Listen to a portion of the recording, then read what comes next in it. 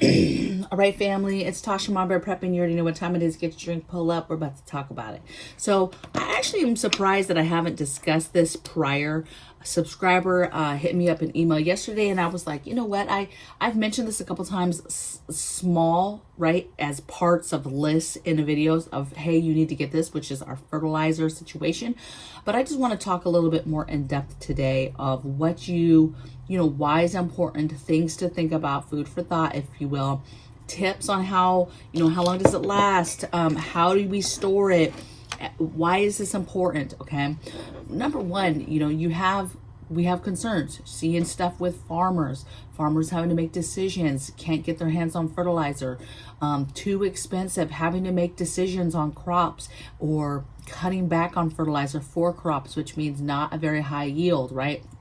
And so that is going to affect our food chain, our food supply chain heavily, because obviously we depend on these farmers to grow food. And if they can't get their hands on quality fertilizer or the pieces to make fertilizer, whatever the case may be, then we're going to be hurting. Okay.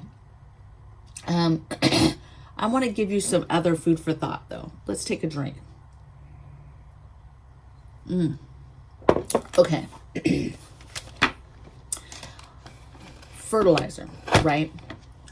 The reason why this is such a big deal right now with what's going on with in the world is, like everything else, we are dependent on other countries to get us said products or pieces of ingredients of things that we need, whether that's our medicine, whether that's gas products, whatever it is. There's all types of things that we import, export. And so when you have a war happening, you have sanctions, of course, that's going to affect us. How much is that affecting us on fertilizer? Well, it's not helping the situation. It's just another thing. The whys. Ingredients are limited right now, and inflation is killing the game as well. And so things are just going to continue to go up. The things that are found in fertilizers, potash. I don't know if I'm saying that, you guys, right? But we get the majority of that from Canada. Then we have a huge chunk that comes from Russia and Belarus. Okay, so imagine that concern. Okay, we have potassium, you have nitrogen, you have phosphorus. Phosphorus is already running out. It's not going to run out tomorrow, but just think, over time it's going to run out, and so it's just going to continue to be expensive. It's going to continue, the prices are going to continue to go up, and if we're obviously getting that from other countries, we're going to continue to pay a price for that. Same thing with nitrogen, super expensive, spiked. The prices are spiking because our gas spiked in starting in 2020 and then 21, and then going into this year, our current situation. So that is not helping. That's not helping either. Okay. Fertilizer is a big deal. Also, a lot of people are like, oh, well, I'll just compost at home. I've seen this a couple times in comments, you guys, on different feeds and different rooms that I follow. Compost is not the same as fertilizer. So I just want to say that that's not to make anybody sound dumb out there or whatever, but just know that those two are two different things. Okay. Can you make compost at home? Absolutely. You can make that stuff. Fertilizer is a little different. Okay. Can you grow food without fertilizer? I'm not going to sit here like some kind of expert and say it's, impossible, because when I first started, I was not using fertilizer, you guys, and I was getting a yield.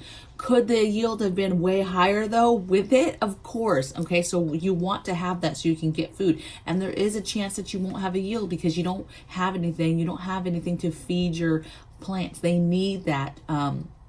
They need that stuff to grow and to nourish. Okay.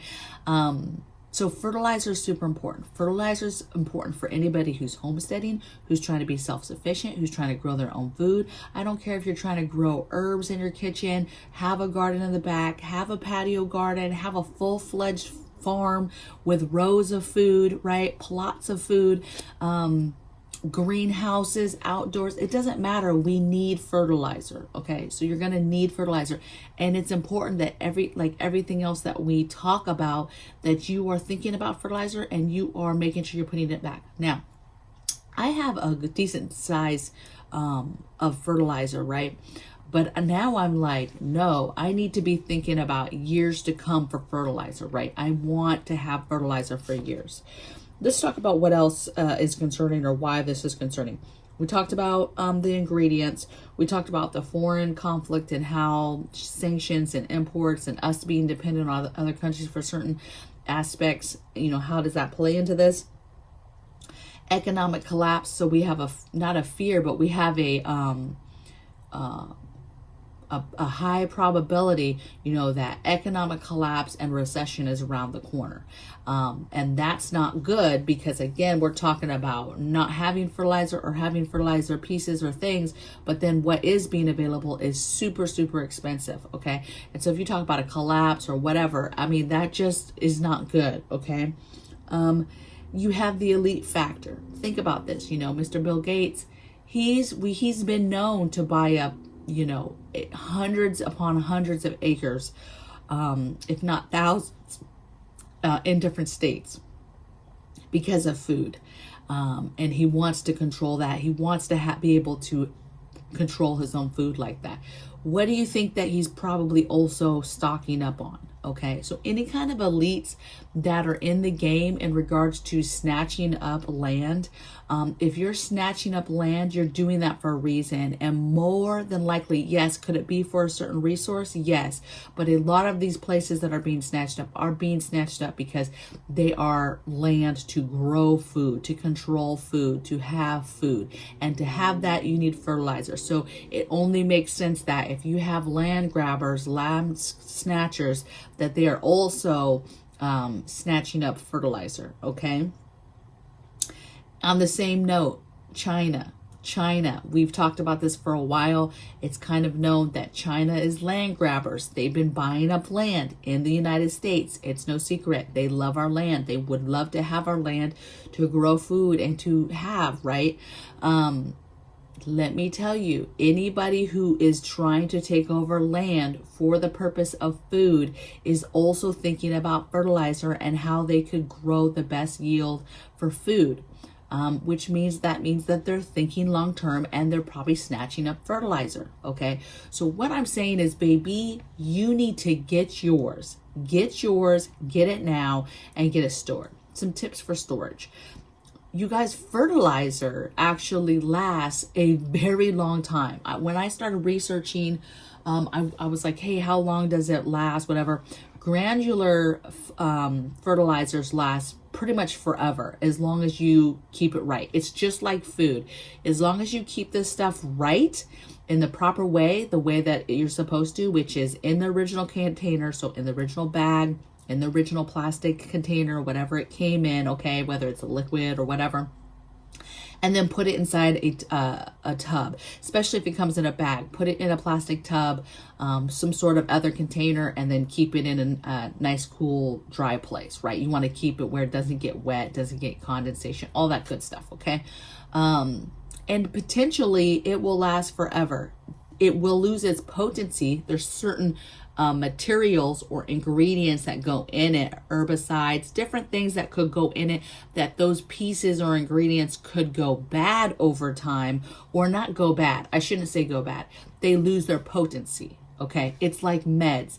Meds have an expiration, but they have an expiration because that it's a best buy, right? And from that time forward, late going on, it over the years of having that med, it starts to lose its potency. Does it still work? Did it expire? Does it go bad? It doesn't go bad. It just starts to lose its potency. Same thing with fertilizer, with certain ingredients, okay? But granular should last forever. Your liquids last 8 to 10 years. If it's an organic fluid, it should last, it's a little bit less than that time period, okay? Because it has organic material. What else? Like your garden, like your everyday feed for like your grass and like killing weeds and feeding your grass or fertilizers for your front yard and your backyard and things like that. That stuff lasts like at least 4 years. I mean, typically the thing is if you have bags of fertilizer, you've used them, you don't throw those out every year, right? You roll them up, secure them. Typically I put them in a garbage bag, secure it, put it in a plastic container, and then put it away. That's how all my dirt, that's how I do all my extra, anything I've opened, like my dirt, all that stuff. I roll it down, put it in a plastic bag, put it in a container until I need to use some more. And then any leftover bags or whatever, same thing, just leave them in their containers and then put them in that extra container and put them in a, in a dry place. So essentially what that means for us is you can start getting your fertilizer because it will last you for years and years. So get your fertilizer for your fall crop that you plan to do. Get your fertilizer for next year and the next year and the next year, as much as you can, okay? Could you ration fertilizer? Yeah, you could. Just expect that's what farmers are doing now, and you're just going to expect that you're going to get a smaller yield. In years to come, if it got to, you rationing, then it got to you rationing, okay? But fertilizer, once you use it, it doesn't really, it doesn't last forever, right? Once you put it in the ground and it starts working with your plants and stuff, it only lasts for however long it was made to last. So some fertilizer, you're fertilizing every, often, every few weeks, right? It's gone after a week. Some last several months, right? Several months, okay? Just depends on what you're doing. Some fertilizers, right, you're only doing it certain times and that's it. Your initial, you plant and you're good. And then maybe you feed it, later in the year. So just pay attention to the things that you like to use in your garden with different things. I'm still learning, so I'm still learning and growing and researching what things I like to have and use in the garden. All your other fertilizers, your little, what I call your little bougie ones, right? Your bone meal, your blood meal, your different stuff for different plants, right? Your acidic type fertilizers for like blueberries and things like that. Your different fertilizers for like specialty plants like roses and specialty flowers, and get that stuff. Get your lawn feed, your weeders, your big time vegetable, heavy producing vegetable basic fertilizer. Just really think about your garden, think about the future, and think about how you can prep this. Now, I'll tell you, fertilizer's not cheap, and it's just going up and up. And that's why it's important to, even though it's expensive, is getting it now, because it's just going to get worse. And then it gets to a point where you're literally like, well, I guess I'm just going to be taking my chance and growing food without it. Or struggling, trying to grow food without it. It's not that you can't, it's just that at the end of the day, how much can you really grow? Is it enough to feed your family, or at a minimum, at least supplement what you're already doing from your preps? I don't know. But it's important. And so get ahead of it. Lots of channels have been talking about this for a while. Like I said, I know I've mentioned it a couple times in different videos, in different settings, on parts of lists of things to get, shortages lists that I've done. This has been an issue or something that we've talked about for over a year. Okay. And so, but with things that are happening, it's like, it's just one more thing to affect it.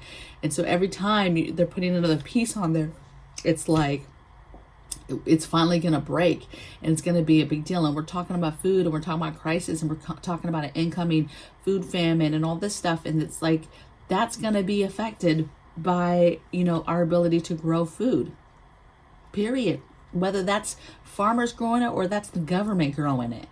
Maybe the government, I'm sure, has their own stockpile of fertilizer. I hope they do. I do hope that they do, just because, anybody with fertilizer means they can grow food, So, what I'm saying is, if you're like us, you're striving to be self-sufficient, get what you need to get now, and fertilizer needs to be on that list and needs to be made a priority before you can't get it anymore. Okay? So I will see you guys in the next video. Looking forward to your comments in this video, as always, just to kind of see what your guys' thoughts are on this topic. Anything that anything you want to add to it, and tell the group, and make sure that the group knows, please do so. And I'll see you guys tomorrow in the next video. Take care.